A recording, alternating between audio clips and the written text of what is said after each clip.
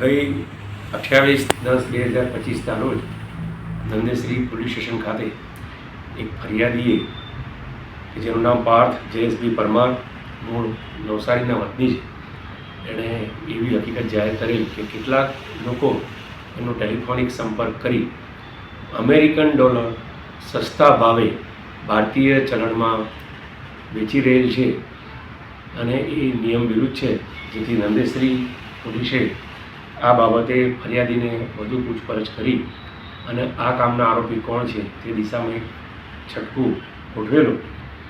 આ છટકું સાકરદા રોડ ઉપર ગોઠવવામાં આવેલું.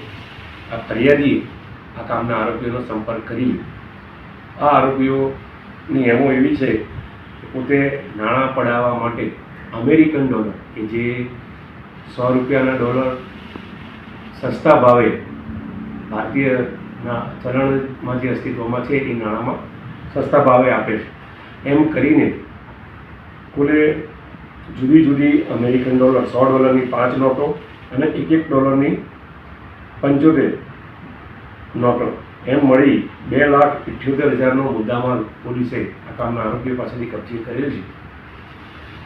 કેમ કે આ અમેરિકન ડોલર આવી રીતે જાહેર રોડ ઉપર લલચાવી કપટપૂર્વક છેતરી અને ફરિયાદીને છેતરવાનો પ્રયાસ કરેલો હોય, પોલીસે આ મતલબે ગુનો રજીસ્ટર કરેલ છે.